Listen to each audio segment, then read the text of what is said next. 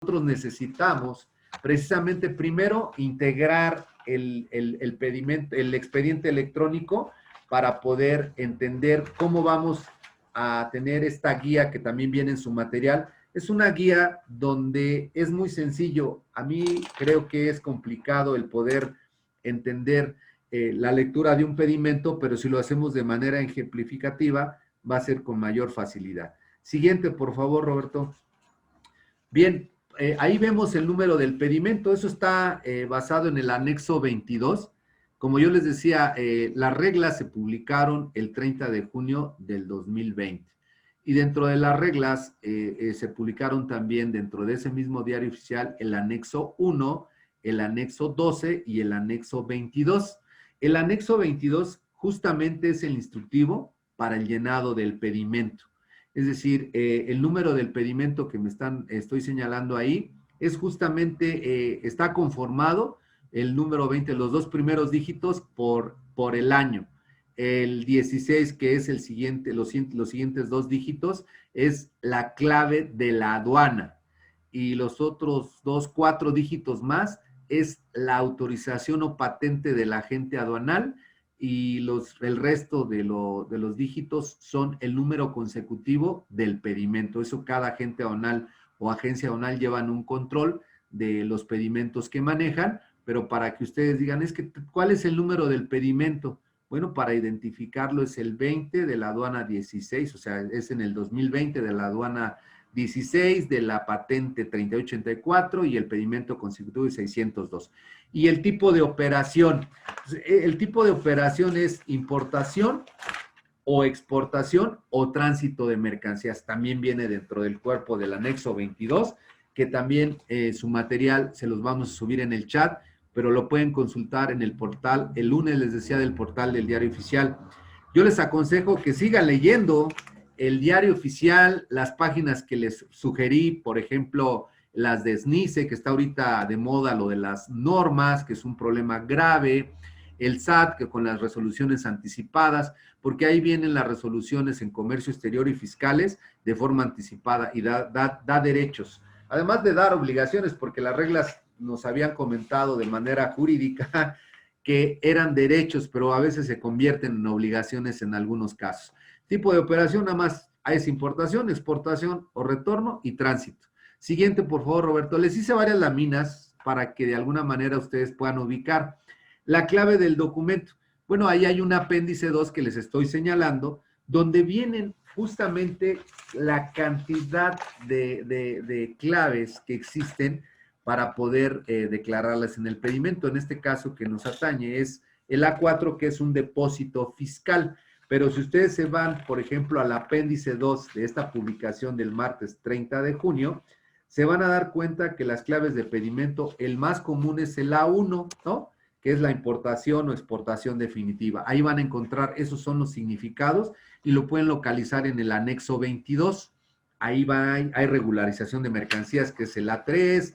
En sí, yo les aconsejo, por cuestión de tiempo, pues no podemos ver todas las claves, pero con esta guía que me parece muy sencilla, pero muy importante, se van a ubicar. Ok, la que sigue, Roberto, se regresó. Apéndice 2, van a encontrar, ahora te adelantaste, eso es, van a encontrar todas las claves de documentos y el régimen aduanero, por supuesto también, ahí habla de un régimen definitivo. Entonces, hay definitivos, hay temporales, hay depósitos fiscales definitivos y temporales. Y están en el apéndice número 16. Ahí en ese apéndice ustedes van a encontrar todos los regímenes aduaneros que existen y lo van a checar en este apéndice que es parte del anexo 22. Siguiente, por favor, Roberto. Hablamos del destino de la mercancía. Ese está en el apéndice número 15. Estamos ahí con el destino de la mercancía. Y el tipo de cambio está en el artículo 22 y la fecha de causación que habla el artículo 56, fracción primera y segunda, es la fecha de arribo, de llegada, del primer aeropuerto internacional, etcétera. Entonces, es importante que conozcamos estos apéndices y ahí viene el ejemplo en cada uno de ellos. La siguiente, Roberto, por favor. Ahí el anexo 22 viene el peso bruto, ¿no? Que eso viene en la lista de empaque que ustedes nos proporcionan. Por eso les decía, en el expediente van a venir toda la información.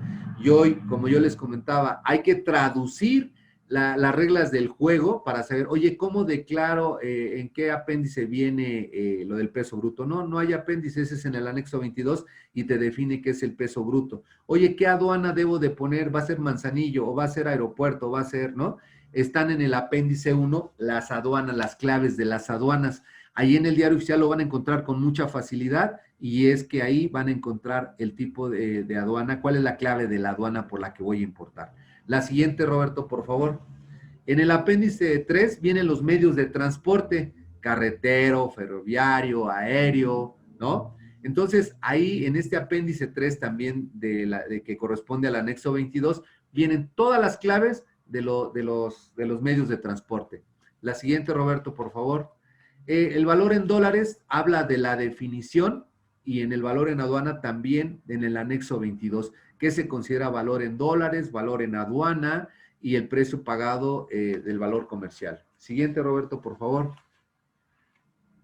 Datos del importador-exportador. Adelante, Roberto. Pues ahí en el anexo 22 nos define los datos del importador-exportador, que es del contribuyente, y ahí lo tenemos que poner. Fíjense que en este caso nos ha pasado también, y eso pasó hace unos años, a través del Servicio Postal Mexicano, vale la pena comentarlo porque también ustedes van a echar un vistazo a nombre y domicilio o razón social. Ahí nuestra colaboradora Isela Guzmán se encarga de hacer este trabajo para darlos de alta por primera vez.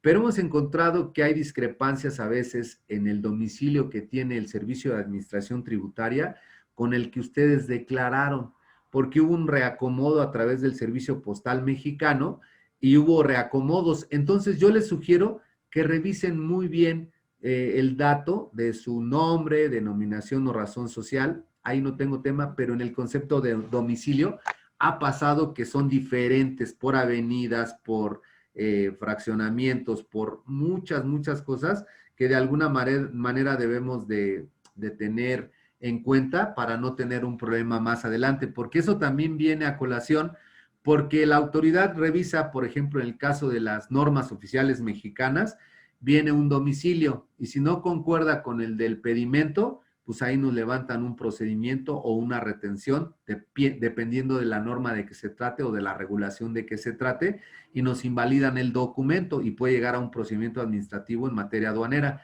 Entonces, tengan mucho cuidado en el domicilio cuando lo declaramos. También nos ha pasado que hay cambios de domicilio y el pedimento, pues nosotros tenemos el que ustedes nos dieron de alta al inicio. Si ustedes hacen un cambio de domicilio y no lo notifican a su agente aduanal, pues lo más seguro es que tengan un problema, que la autoridad en la ventanilla única tiene registrado un domicilio y nosotros cuando nos presentamos a modular el pedimento, precisamente tenemos una discrepancia y eso hace que nos levanten un procedimiento. Entonces, es muy importante que chequen ese domicilio para que no tengamos ningún problema, porque la realidad es que sí ha habido problemas, pero es falta de atención a veces o de comunicación entre el contador. La otra vez un cliente me habló, ya iba a modular un pedimento en la aduana de Veracruz y me dicen, ¿qué crees, Carlos? No lo modules porque ya subieron el domicilio a la ventanilla y no concuerda con el pedimento pagado de ayer viernes. Era un sábado, me acuerdo muy bien. Y tuvimos que parar la operación. Entonces, para no tener esas sorpresas, yo le sugiero, por favor, que revisen el tema. Hoy en día se van a llevar mucha tarea, pero es por su propia tranquilidad, ¿no? Porque al final del día, si nosotros cometemos un error, pues el director no lo va a aceptar, va a decir, pues es un problema de tráfico, de importaciones, de logística. Entonces, tienen que revisar ese tema. Adelante, Jorge, por favor. Sí, gracias, Carlos. Sí, ese es un punto muy importante que sí quería recalcar. Fíjate que hemos tenido varios casos, ya cada vez menos, pero como dices tú, hubo un momento en que SAT se vinculó con Servicio Postal Mexicano. Entonces resulta que tuvimos muchos casos en donde el domicilio del del cliente no coincidía con su código postal y nos impidía la validación del pedimento, ¿no? En otros casos, fíjate que no nos impide la validación porque ponen un código postal existente, pero resulta que no coincide con su colonia. Ustedes saben que el código postal pues, está delimitado a cierta área geográfica y hay veces que creen los clientes estar en una colonia y resulta que esa colonia empieza cruzando la calle y ustedes están de este otro lado. Parece algo como un poquito absurdo o increíble, pero hay varias incidencias de ese tipo donde el propio cliente no está completamente cierto de la colonia en la que efectivamente está y le corresponde su código postal. Y un último caso es que a veces el código postal tampoco está actualizado y buscamos nuestro código postal, sí nos ubicamos, pero no está el nombre de nuestra colonia en la base de datos del SAT. Entonces tienen que elegir una opción que dice otra no especificada. Lo único malo es que en su RFC, en su constancia de situación fiscal, así sale, colonia, otra no especificada. Y ni modos, si así está en la constancia, ese es su domicilio fiscal y así lo tenemos que manifestar en todos los documentos, incluyendo el pedimento. Ese es mi comentario, Carlos. Gracias. Muchas gracias, Jorge. Efectivamente, aquí Cela nos hace énfasis en que hay muchos casos en lo que acaba de comentar Jorge. Les aconsejamos, revisen bien sus domicilios, chequen o pidan una constancia a Cepomex. Por extraña razón le encomendaron en el sexenio pasado esa tarea a Cepomex y bueno, ahí vienen los asentamientos. Pero tengan mucho cuidado porque el domicilio que ustedes declaran a veces el SAT no se va a encargar de andar buscando el domicilio. Ustedes lo que declaran es lo que él pone. Y si le ponen otra, pues él va a tener otra no especificada y así lo va a hacer. Entonces tengan mucho cuidado en ese dato. Es un dato importante que viene contenido en el pedimento. Por eso les comentaba, el hecho de auditar el pedimento, pues es darle un palomazo si no sé dónde buscar las claves. En este sentido, el domicilio debemos de tener una concordancia en el código postal, por supuesto también en el asentamiento, en la colonia, ¿no?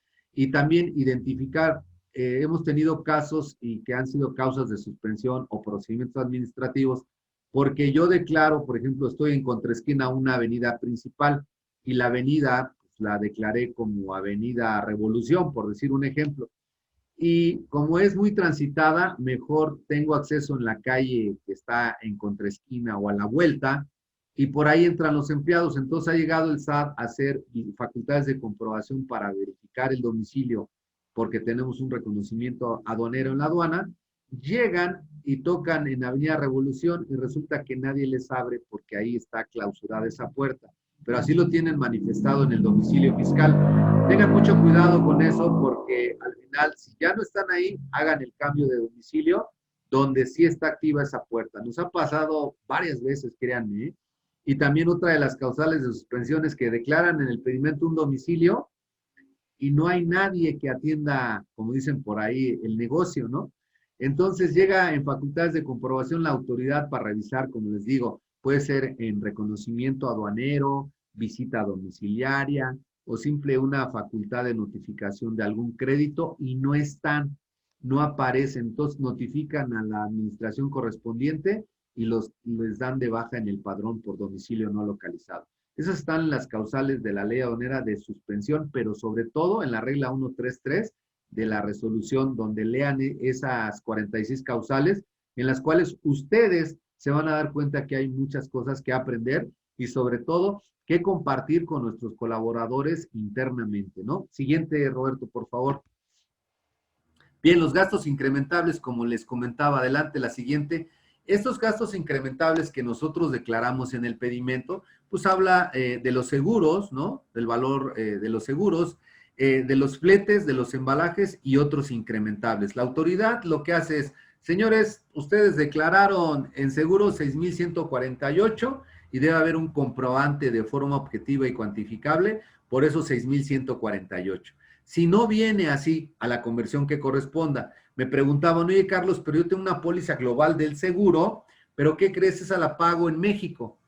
la autoridad no le interesa si la pagas en México o la pagas en el extranjero. Lo que le interesa es que la parte proporcional, si en alguna de las cláusulas dice que ampara daños en el extranjero, esa parte proporcional antes que se den los supuestos del artículo 56 de la ley aduanera, que son las fechas de causación, como les decía, de arribo, de cruce, del primer aeropuerto que se toca en territorio nacional, son incrementables todos los gastos. Entonces, es lo que se tiene que declarar ahí. Embalajes vemos muy poco. Les voy a platicar una anécdota porque la verdad la vida está enriquecida de ejemplos de día a día, ¿no?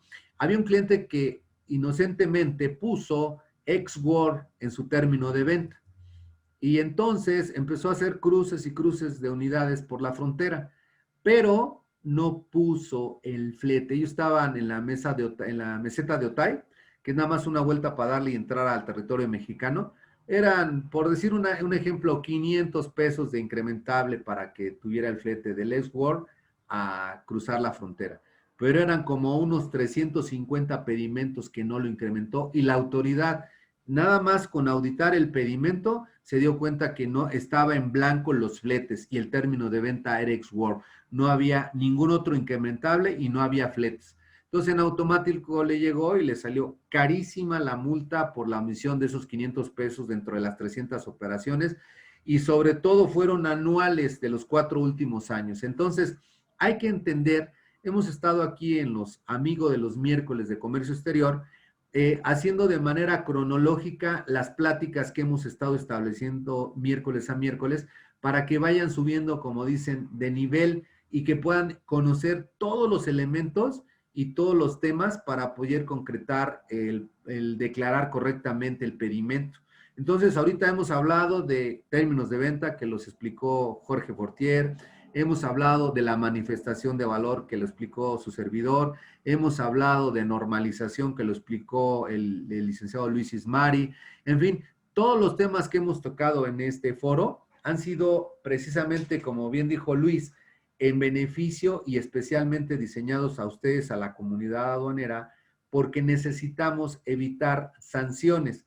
Y esas sanciones, ¿cómo las voy a evitar si no conozco, no que me aprenda las disposiciones legales, sino que sepa dónde buscar? El instructivo del pedimento no es más que una guía, no es complicado, solamente que yo debo de conocer mi operación para poder interpretar si hay un concepto incrementable, si el domicilio está correcto, si hay un seguro o una póliza de seguro global, si hay un concepto incrementable que no viene reflejado en el cuerpo de la factura. Nosotros como agentes aduanales recuerden que vamos a declarar únicamente lo que ustedes nos indican.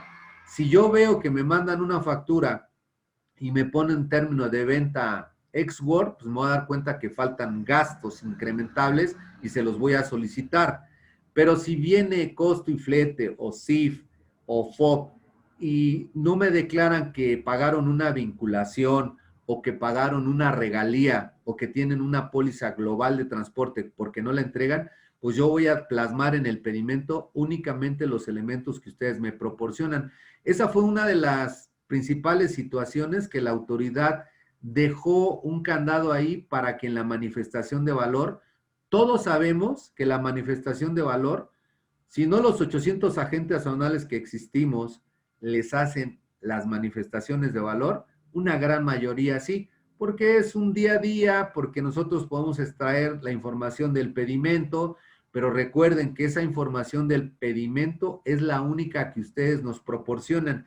Si existen vinculaciones que no nos declaran o regalías o cualquier otro gasto en el cual no venga en la factura, el pedimento en consecuencia y la base gravable va a estar mal determinada. Por eso es que la autoridad por ahí, aprovechando el collage, Jorge, hablábamos de la manifestación de valor y Jorge y yo discutíamos, Jorge, es que este candado se lo puso la autoridad para que obliguen al importador a presentar de forma personal esa manifestación de valor, no a través del agente aduanal.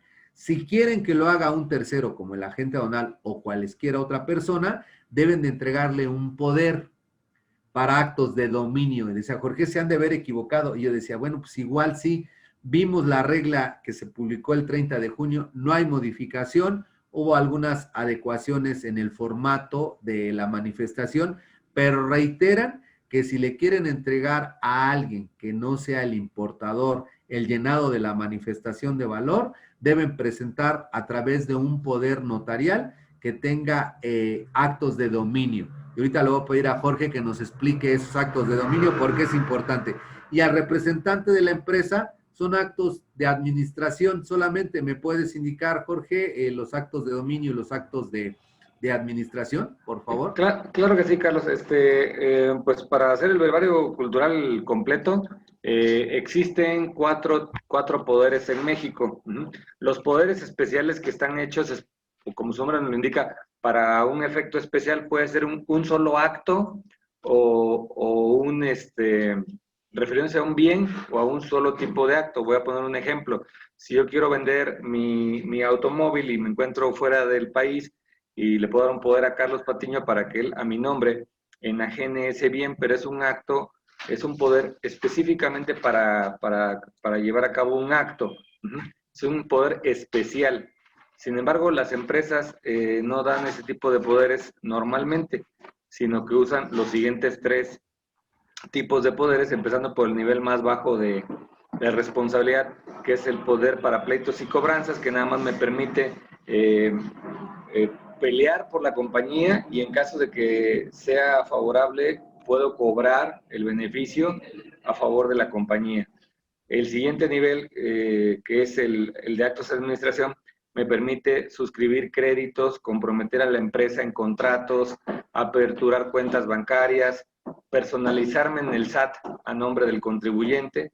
Ese es el de actos de administración, que es el que yo pienso que debe ser el que está en la regla. Sin embargo, como bien lo dice Carlos, ahí dice actos de dominio, ¿no? Entonces, mientras ahí siga diciendo actos de dominio, quiere decir que una persona con actos de administración pues no puede personalizarse, más bien hacer las funciones de manifestación de valor, sino quien tenga actos de dominio. Y actos de dominio es el nivel más alto en las responsabilidades de los poderes, en donde ya permite hacer todos los anteriores, además de enajenar los bienes de la empresa, hacer fusiones entre la empresa y otra, deshacer algunas sociedades a las que esté unida o fusionada, y en general pues puede hacer prácticamente todo, ¿no? Ese es el poder más amplio, que es actos de dominio. Y ese es el que nos pone la regla como requisito para que una persona pueda firmar una manifestación de valor a nombre de la empresa, lo cual vemos muy complicado que una empresa vaya a dar actos de dominio a un agente aduanal o cualquier otro persona experta en el comercio exterior. Muchas gracias, Jorge, por el comentario muy atinado. ¿Y por qué lo hace la autoridad así? Pues simple y sencillamente porque en las auditorías que ha practicado se han dado cuenta que no tiene la mayoría o un gran porcentaje la manifestación de valor, se la piden a la agente aduanal.